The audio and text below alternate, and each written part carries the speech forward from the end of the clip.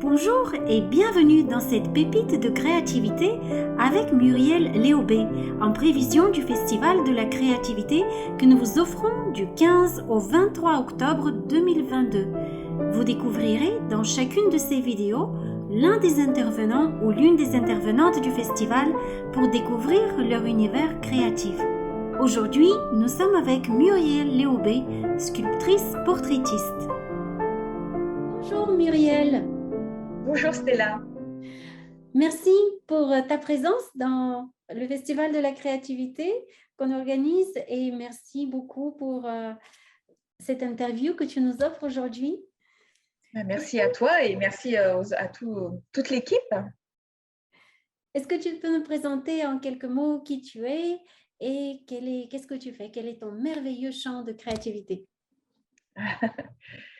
Alors, moi, je suis sculptrice portraitiste. Donc, mon métier, c'est de créer des têtes parce que je fais que ça, que des visages. Donc, j'ai plusieurs axes dans ma pratique. Je transmets un déroulé pédagogique que je nomme la sculpture intuitive, que je vais expliquer après plus longuement, je pense. Je réalise des bustes sur commande, c'est-à-dire qu'on me commande des portraits de personnes ou d'animaux. Je fais de la formation en ligne aussi, c'est-à-dire que ce fameux déroulé pédagogique, je le propose pour des gens qui ne peuvent pas se déplacer en stage chez moi. La sculpture intuitive, c'est donc un processus créatif que j'ai développé et qui s'inspire de mon propre chemin créatif, c'est-à-dire sculpter des têtes sans modèle, en ayant l'esprit vierge, en créant progressivement avec un rythme, avec un déroulé très structuré, où petit à petit, en suivant mes indications, on va mettre en forme en fait les muscles du visage et au fur et à mesure du déroulé, il y a une tête qui arrive de nulle part, on ne sait pas d'où elle arrive, mais chaque participant crée une tête différente. Et ça s'appelle la sculpture intuitive, non pas parce qu'on ferme les yeux ou qu'on se met dans un état méditatif ou quoi que ce soit, c'est juste qu'il y a un processus créatif qui se fait à notre insu, qui va chercher un espace créatif, un espace de créativité à l'intérieur de soi qui zappe le mental. Et on n'est pas dans la pensée, on n'est pas dans je veux faire ci, je veux faire ça, je veux une femme, je veux un Bouddha, je veux un enfant. Il y a un espèce de lâcher-prise naturel qui se passe parce que c'est progressif, qu'on travaille étape par étape, que le déroulé est très, très fluide. Et il suffit en fait d'être concentré sur les indications que je donne. Et petit à petit, il y a un buste, une tête qui émerge. Et cette tête, elle est très aboutie. C'est vraiment ça s'adresse aux débutants, à toutes les personnes en fait qui ont envie, qui ont l'élan de sculpter une tête, mais les débutants y arrivent exactement comme les personnes aguerries. Et chaque tête est très expressive, elle est même vivante. Il y a même une naissance en fait à un moment donné, à la fin du stage qui se passe, et on rencontre à ce moment-là, les yeux dans les yeux, un personnage qu'on a créé, et c'est très très très enrichissant, très émouvant parfois aussi. On a l'impression quelquefois de rencontrer un autre soi-même, ou des fois on a l'impression qu'on a créé notre guide spirituel, parce que ce qu'on crée, les personnages qu'on crée, les têtes qu'on crée sont très bienveillantes, très, des fois même pleines d'amour. Il y a vraiment des choses très puissantes qui se passent dans la création de ces têtes. C'est vraiment fort ce que tu nous partages. Je sais que tu es aussi une artiste pluridisciplinaire. Tu fais non seulement de la sculpture, mais aussi du chant. Tu peux nous en Oui, dire plus? donc oui, j'aime beaucoup chanter, et là encore, il y a plusieurs axes dans mon chant. Il y a d'abord le fait de chanter en lead dans des groupes, donc j'ai deux formations de jazz, de soul et de funk. Et après, il y a le chant vibratoire, que j'appelle aussi le chant connecté, ou le chant de l'instant, ou le chant libre, où, où j'ai cette capacité de pouvoir à n'importe quel moment, en fait, sortir un chant qui va être différent suivant les personnes qui sont avec moi à ce moment-là, si c'est un groupe ou des personnes en face à face, si je suis dans la nature, si je suis face à l'océan, il va y avoir une espèce de connexion et ça s'apparente presque aussi à une sorte de canalisation de l'énergie présente qui me traverse et qui va sortir sous forme d'un chant, d'une mélodie. Et ça aussi, parce que je crois que j'ai ça en moi, cet élan de transmettre. Et du coup, dès que je vis quelque chose, je crois qu'il faut que je le modélise pour le proposer. Donc, j'ai fait ça pour la sculpture intuitive et le chant connecté, le chant vibratoire, c'est quelque chose que je vis moi pour moi en vibration et que j'ai à cœur de permettre à d'autres de faire aussi. Donc, j'ai créé des ateliers de chant libre où j'invite les personnes dans un environnement sécurisé, hors de tout jugement esthétique, de justesse ou autre, juste un espace où on peut laisser venir le chant qui a envie de venir à l'instant T. Et dans tous les cas, il y a des libérations. Parce qu'en fait, la voix, pour moi, la voix, c'est le symbole de notre expression. C'est quelque chose c'est comme si ça centralisait tout notre émotionnel, tout ce qu'on a au fond de soi, qu'on s'autorise plus ou moins à exprimer ou à dire. La voix symbolise tout ça. La voix est un énorme creuset d'expression et donc un énorme potentiel de problématiques. Et donc, il y a beaucoup de personnes pour qui l'enjeu de chanter est énorme. L'enjeu, la difficulté, la profondeur à laquelle ils doivent puiser pour réussir à sortir cette voix qui pose problème, des fois, c'est très, très lourd. Toi, oui. Comment tu t'es mise sur un chemin de créativité artistique?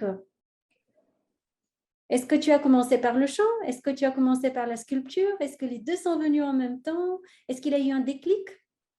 Ça, c'est drôle que je m'étais jamais posé la question de la chronologie. En tout cas, ce qui est sûr, c'est que quand j'étais ado, j'avais une capacité à chanter. Donc, je faisais partie, j'avais avec des copains, on avait une petite formation. Et aussi, en ado, j'ai fait des bustes, des reproductions de Brassens, de Léo Ferrier avec des pochettes de disques. Et on m'a exposé.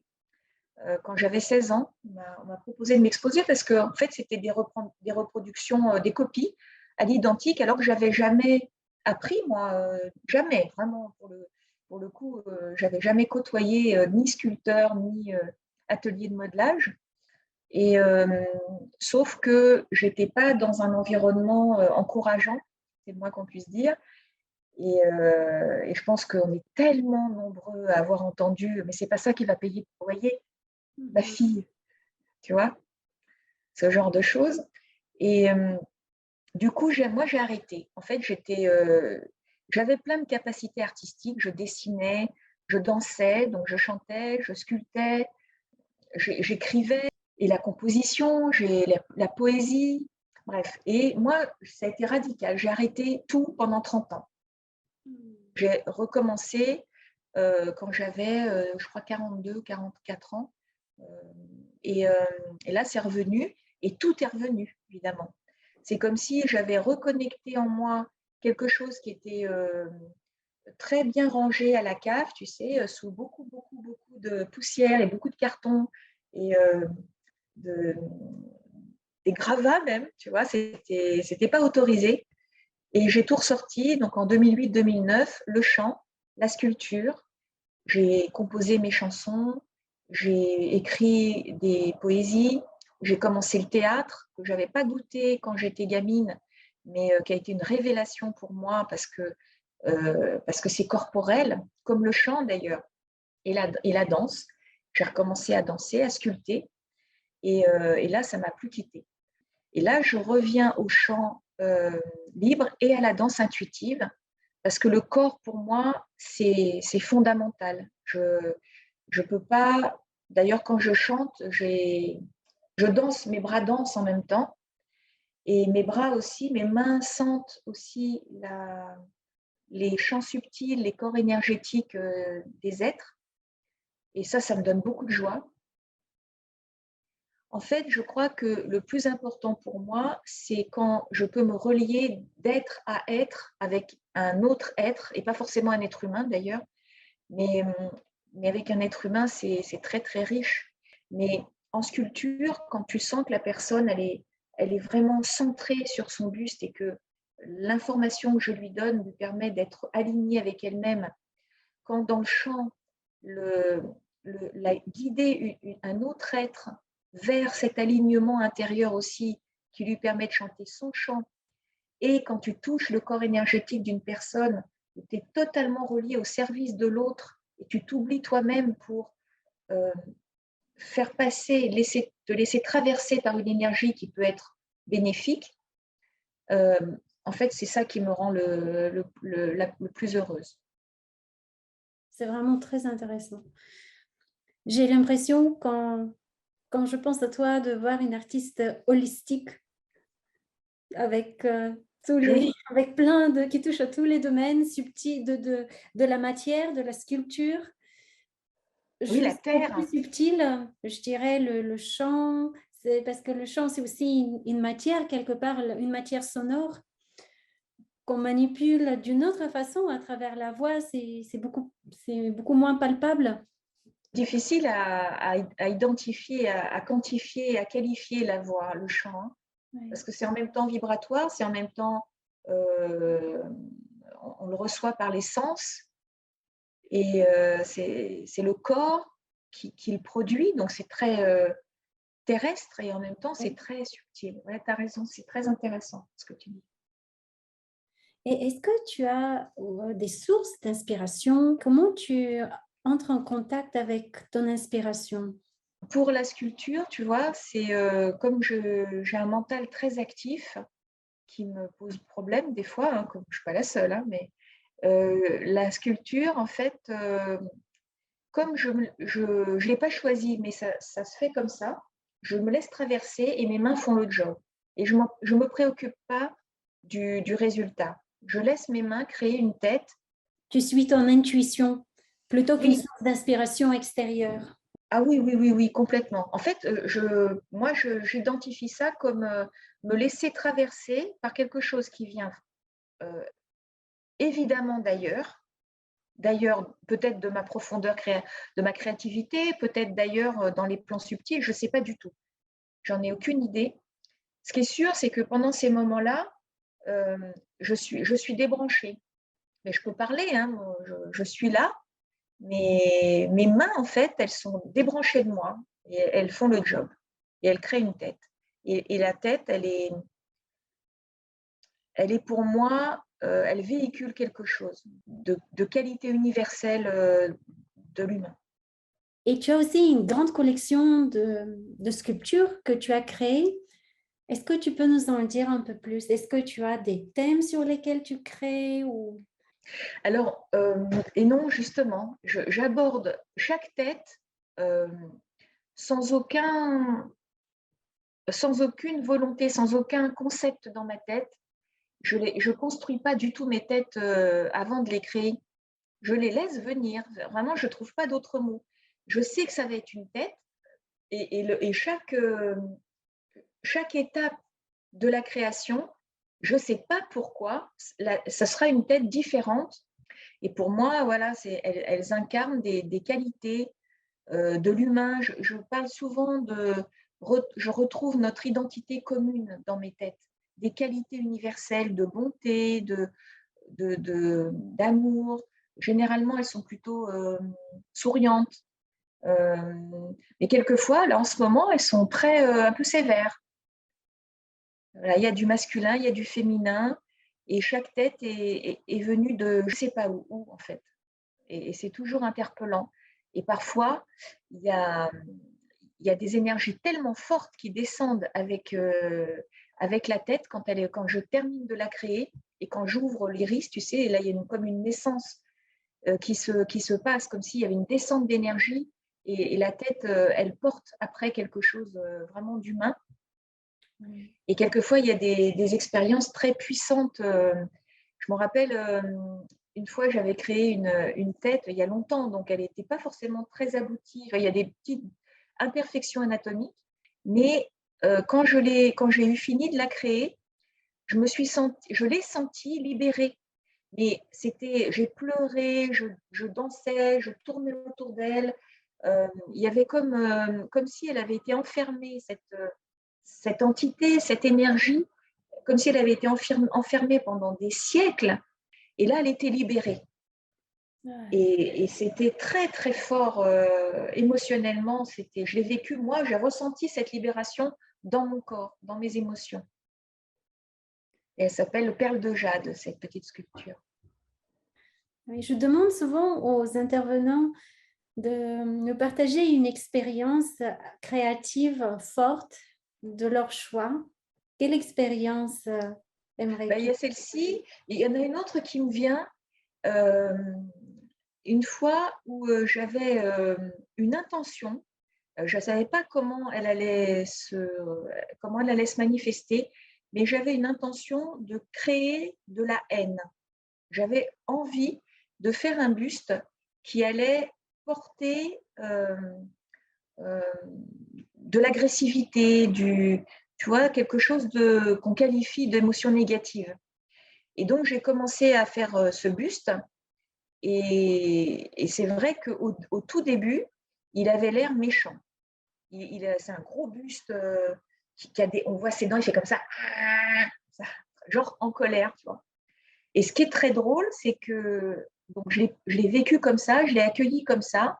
C'était pas un buste, tu vois, on n'était pas dans le monde des bisounours du tout. Et je l'avais appelé chaotique. Sauf qu'après, il a évolué. Et ça arrive souvent, même pendant les stages. Tu accueilles un buste et puis au fur et à mesure que le temps passe, l'énergie qui se dégage, alors je suppose que c'est la relation comme on le voit qui change, hein, parce que la tête ne change pas, en fait, hein, c'est de la terre cuite quand même. Mais au fur et à mesure, j'ai vu beaucoup de bienveillance et j'ai vu qu'en fait, ce personnage-là, il ne m'agressait pas, il m'invitait à me bouger, en fait. Il m'invitait à l'audace, au dynamisme, tu sais, comme on dit, sortir de sa zone de confort. C'est un peu comme s'il me secouait comme ça et il me disait, vas-y. Il a évolué. Et ça m'avait vraiment touchée. Il y a plein de bustes, en fait, qui me touchent. Mes bustes, je les touche, je les caresse comme ça. Et je les remercie souvent d'être là parce que c'est ma famille, en fait. Oh, c'est très touchant.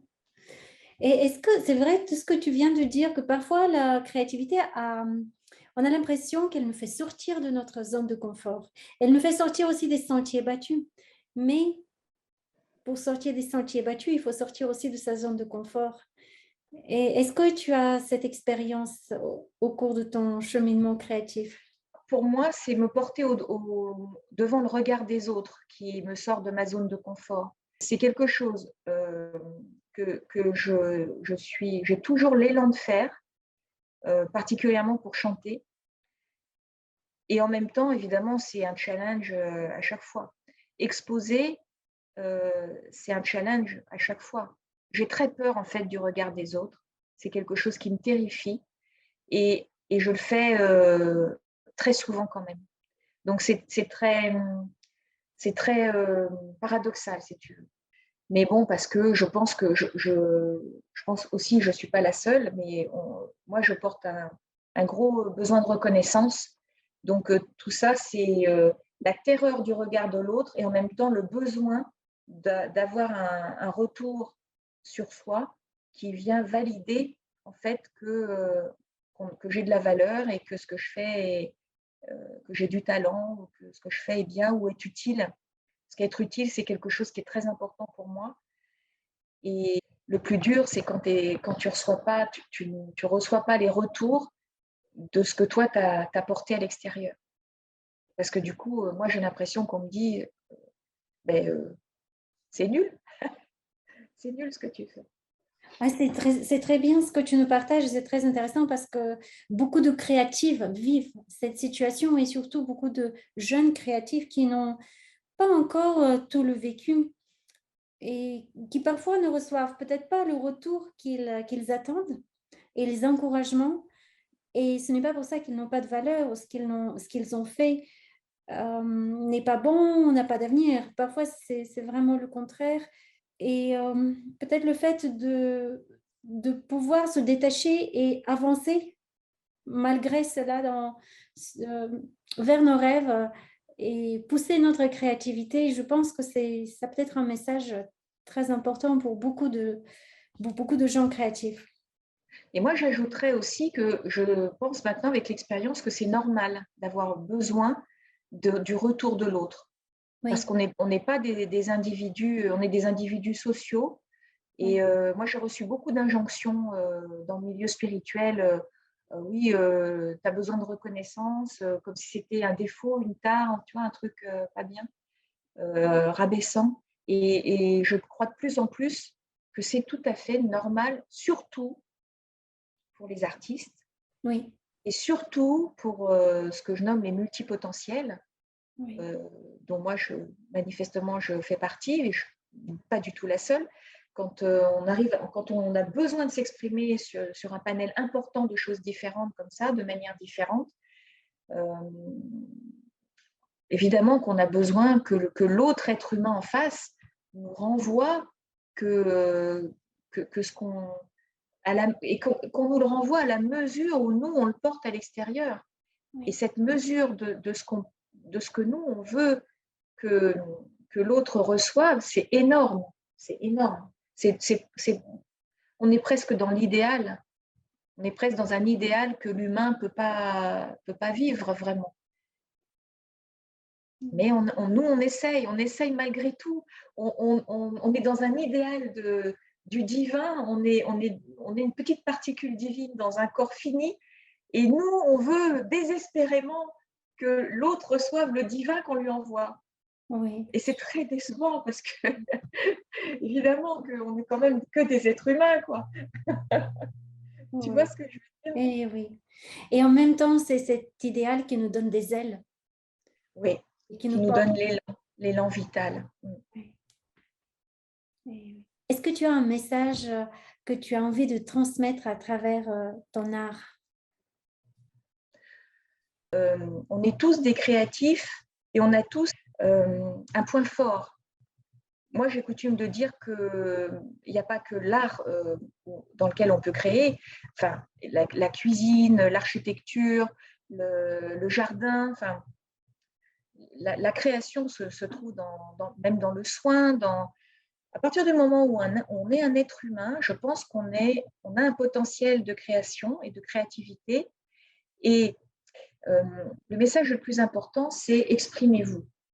C'est trouver le biais, trouver la voie qui vous permet à vous, en tant qu'individu, en tant qu'être humain, d'exprimer la singularité de qui vous êtes, de trouver le moyen d'exprimer votre identité.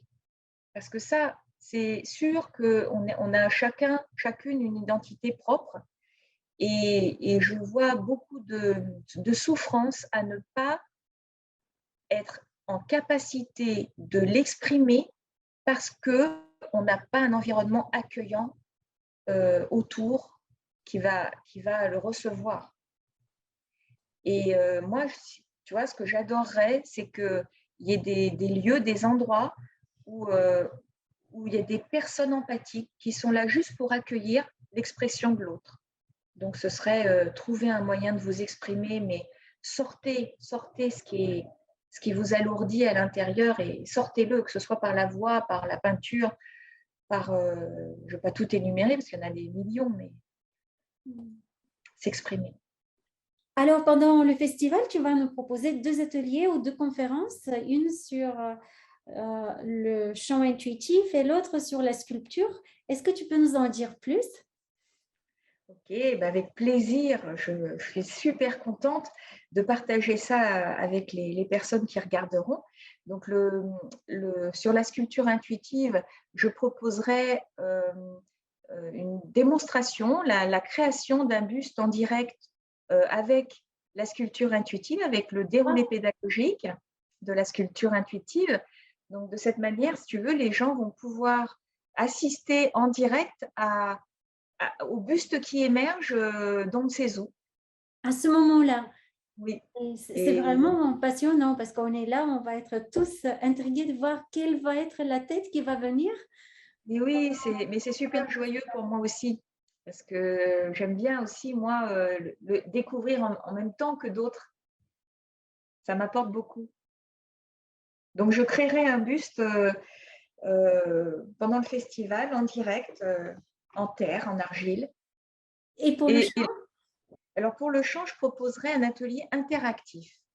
C'est-à-dire que, évidemment, je pourrais produire moi mon chant et laisser les gens écouter le merveilleux chant de Muriel. Mais c'est pas marrant. Alors, évidemment, par contre, je vais chanter, évidemment, pour inviter, oui, vraiment en guise d'invitation. J'aime porter mon chant devant les autres pour les inviter à me répondre. Et là, c'est ce que je proposerai. Comme on sera vraiment là en interaction les uns avec les autres, j'inviterai les personnes qui ont envie de sortir leur voix, de proposer un chant, d'exprimer ce que leur voix a besoin d'exprimer individuellement, pas en chant choral. Chacun aura un petit espace. Alors, suivant le nombre de personnes qu'il y aura, bien sûr, il y aura peut-être une limite à ce niveau-là. Mais en tout cas, moi, j'essaierai de donner un espace de temps pour que chacun puisse sortir sa voix. Et évidemment, j'ai la possibilité aussi d'aider, de guider un petit peu la personne vers ce que je sens, la direction vers laquelle elle est portée à aller. Je sais guider et aider la personne pour qu'elle puisse aller dans sa propre direction d'expression vocale. Donc, ce sera là, c'est très fort parce que le chant partagé comme ça, individuellement, c'est comme plein d'énormes cadeaux que tu donnes avec ton cœur à l'autre, en fait. Et là, ce seront des chants qu'on offrira au groupe. oh, c'est magnifique. On peut se préparer déjà à vivre des moments forts avec toi. Merci. J'essaierai en tout cas, oui, oui, j'en ai l'élan, j'en ai l'élan. Ouais, Merci beaucoup, Muriel. avec plaisir. Est-ce que je peux te demander une petite faveur pour toute cette audience qui se prépare à assister au festival? Est-ce que tu peux faire un chant intuitif pour nous Oh, en ligne avec plaisir. maintenant? Avec plaisir et alors avec tout mon cœur parce que vraiment, je te remercie, Stella, et l'équipe aussi, parce que je sais que vous êtes plusieurs, de nous donner cette opportunité d'offrir en fait ce qu'on a à cœur d'offrir aux autres. Donc, merci beaucoup. Ah,